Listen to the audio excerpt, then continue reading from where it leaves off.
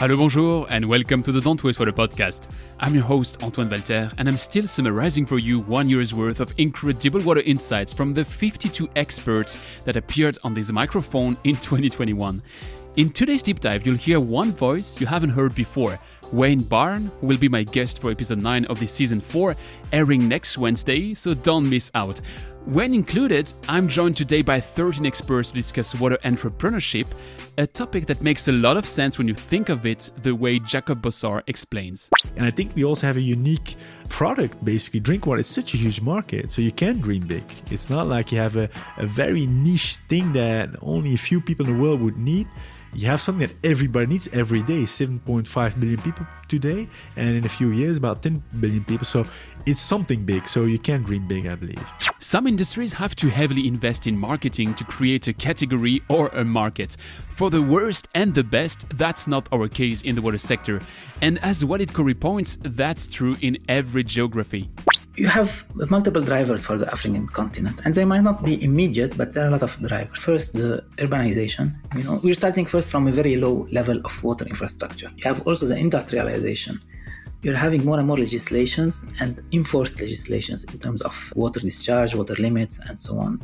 The demographics with the young people looking for jobs, and also Africa is rising in terms of GDP and prosperity. So with all this demand, or to quote marketing guru Gary Halpert, this starving crowd every company on earth is dreaming of, why don't we see companies booming in every corner of the water industry?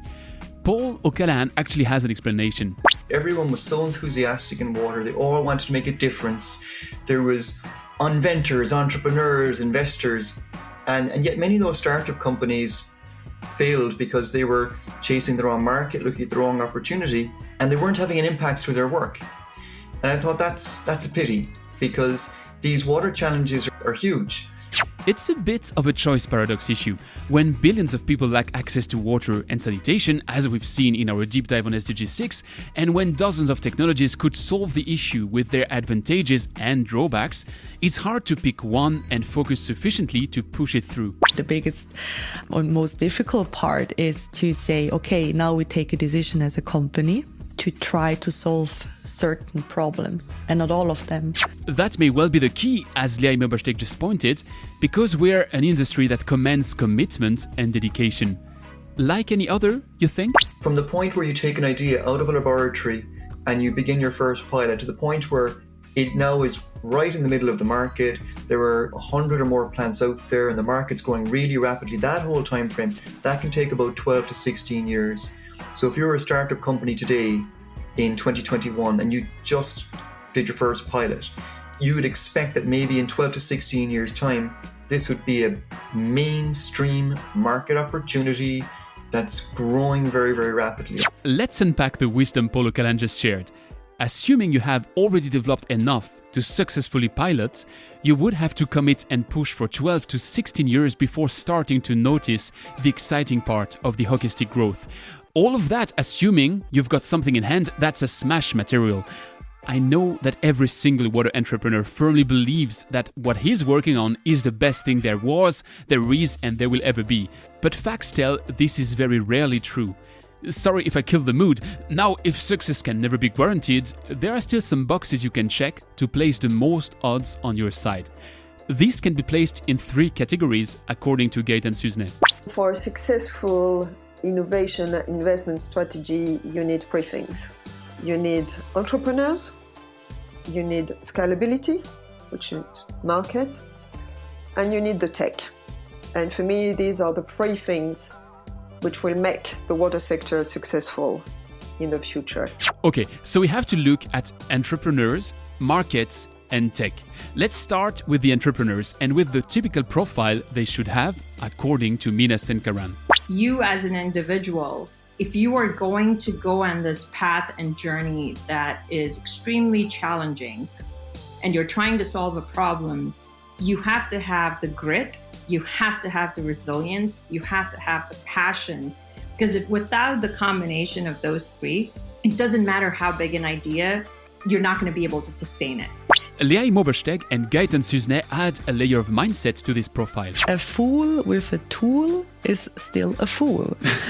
So if you're not willing to open up to challenge the status quo, I can give you 10 or 20 tools and you will still come up with the answer that you want to hear. Be prepared to take the risk. Believe in yourself and convince people that what you've got and what you've done is the best. The next thing is to prevent falling victim to the shiny object symptom. You know, like that trendy growth tactic or that segue to success that works in the books, as Gilles Toussaint warns us. If you try to take shortcuts all the time, there is a moment where you can get lost. At the end, you reach your destinations way after others who took the long road. So, what's the solution? Well, simple. Follow this advice given by Gilad Yogev. Get out there, get your hands dirty, install some pumps, do some lab tests, and that's crucial experience for your future engineering career. Okay, so we have the typical profile, the mindset, and the base approach of our water entrepreneurs. Let's add a finishing layer, the ambition. Most entrepreneurs who are coming into the water sector are shy about how they carve the company's projected growth because investors are traditionally very risk averse in this sector. This ambition for growth, Mina Senkaran underlines, doesn't only offer us a smooth transition towards the second thrust of our framework, the market, but also underlines how important it is to see that growth as a key performance indicator of something larger, as Mina points out again. The social side of entrepreneurship just means that you're not just addressing a problem that has some commercial value, but it has to have a community impact. It has to have a social impact. How can impact projects be created that have not just a commercial and a social impact, but also impact from a future growth? And how can alternate business models be created for impacting migration around communities where in a lot of underdeveloped regions, that's becoming a huge issue? You can be in that water entrepreneurship game for many reasons. You may want to save the world and look at your growth as a proxy for impact, as Jacob Bossard ironically summarizes. I'm raised as a person that is against capitalism. But to beat capitalism, you gotta become a part of it, how strange that sounds. But one thing's for sure, economical success is integral to sustainability, as Aaron Tartakovsky confirms. Any sustainable business, I believe, cannot be truly sustainable if it's only reliant on incentives, grants, and subsidies. And profit shouldn't be a swear word, but a sign that you're onto something big in all the dimensions it involves, as Gilles Toussaint shares. What I realized is that when you start a for-profit organization, a lot of them want to have an impact. A lot of them care about the impact first. But what I learned from all of them is that you cannot have an impact if you don't make a lot of profit. In a nutshell, as Luke Butler points, there's nothing wrong with making money in the business. It's very important to be sustainable. I let Gaëtan Susnay conclude this second part on market and scalability with a straightforward statement. For me, it's not, the environment against economic or society against the environment. For me, it's everything. So I was never afraid of saying that if you make money in the water industry, then it's good. Now let's look at the third thrust, the technology we will push and develop as water entrepreneurs that will lead to impact and will make a dent in this very special water industry. Is that part easy as pie? Well, certainly not, as Paulo Callan describes. It wouldn't be fun otherwise, right? Technology development is a race. It's a race against funding running out, against patents expiring, against competition entering the market, and it's a race against commoditization. The technology race needs innovators, entrepreneurs, typically who build companies around being able to be the only people or a few people who can offer that technology, and eventually it becomes more and more mainstream. So when it gets to that point when the knowledge is so widely spread and the art is well known within the engineering community, at that point, the race is over. That's the reason why it takes time to get into the engineering books. But if technology development is a race, you'll need to be ready to take some risks and push your chips on the table again and again, as Jacob Bossard shares from experience. In 3.5 years, we've been almost 3 times bankrupt. Not because we're doing bad, but just we're investing hugely in what's coming. That's what you have to do as well. And that's, of course, to grow as fast as possible, because for us, growth is equals impact. You can have two approaches there. First, build what Paul O'Callaghan calls a value-driven innovation in his thesis on the dynamics of water innovation. The idea here is to bring something that betters the state of the art and adds value. Now, as counterintuitive as it sounds, that's not the safest bet for success. In a conservative industry with high stakes, it may be hard to convince someone to move from what he knows is working for sure to a new technology with only a 20% saving. Hence, the second approach, identifying a crisis or a hard edge and offering a solution to it. This has better chances of taking off because regulation shall have your back and enforce the adoption of your tech. But as Paul warns all of us, it may also be a bit more dangerous. It's a bit more risky because you need to make sure that there is a crisis, that there is regulation. And we've seen people who think there's a crisis that end up waiting and waiting and waiting, and then the crisis never comes. People who think that sludge won't be applied to land, or that ballast water treatment would be regulated quickly, and of course it was delayed. So that's why those things move quicker, but you have to be certain that the conditions are right. The example Paul takes here is very clear.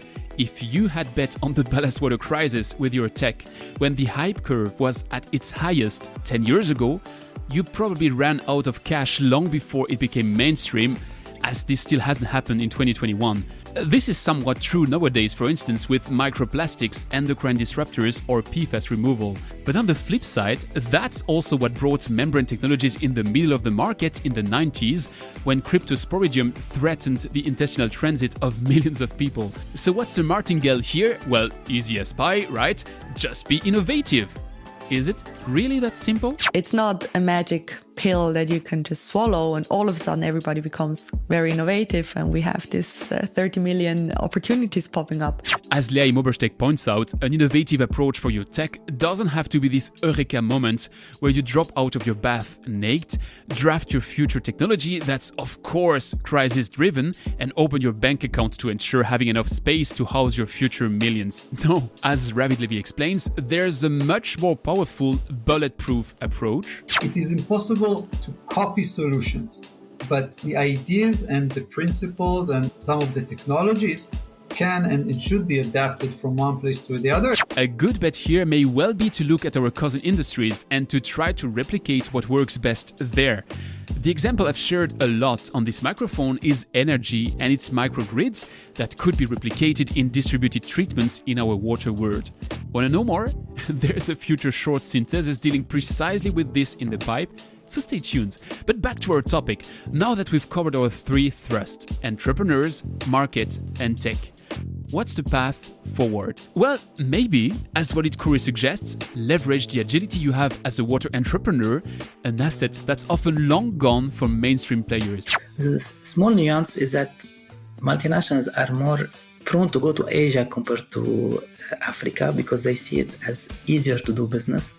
So the sub-Saharan market is kind of left behind because it's too fragmented, it's too complicated for multinationals to manage. You also need to find your people inside your starving crow, the core group inside that ocean that is eager to adopt your technology faster and promote it to fuel your growth. In a nutshell, your early adopters. How to find them? Again, Paul O'Callaghan is full of insight. The early adopter, it's a person. It's not a utility, it's not a corporation, it's an individual within that group. And then, is the sky the limit? Well, I let Alexander Loukopoulos manage your expectations. I'm generally, incredibly optimistic about it, but at the same time, I'm not delusional to think that you're going to have a billion-dollar technology company coming out in the next 2 years in the water space. Now, becoming a unicorn isn't the only possible outcome. Water entrepreneurs' agility can also become an asset in a majors game to do external R&D or external growth. Simply put, a line for an exit. Or become a knife in a street fight, as Wayne Barn colorfully describes it. The majors are absolutely alert and aware and attuned to the fact that the market at some point will be cannibalized, and will be cannibalized by businesses like ours. Typhon would be a knife. So you always want to be a knife in a street fight when commercial titans are fighting it out. Why would you want to follow that advice? Maybe because successful entrepreneurs usually experience an exit once in their career, some of them twice, and some unidentified flying objects like Wayne 4 times and counting. Wanna know more? Don't forget to tune in for Season 4, Episode 9 on Wednesday. Did you like this deep dive? Then tell it to your friends and colleagues and share that episode.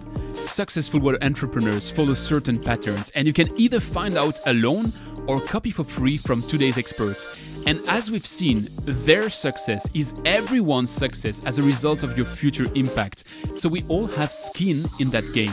Do you know someone that shall hear this? Then again, it all starts with a simple share, and I count on you. If you'd like to further explore the topic, listen to my full interviews with each of the experts featured in this synthesis. All the links are, like every time, in the description. And if you haven't done it yet, make sure to subscribe to the podcast on your favorite platform so that you don't miss, beyond Wayne Barnes' interview, the next leg in our journey, which will be, as I teased it today, about distributed treatments. Thanks for listening, and I'll see you next time.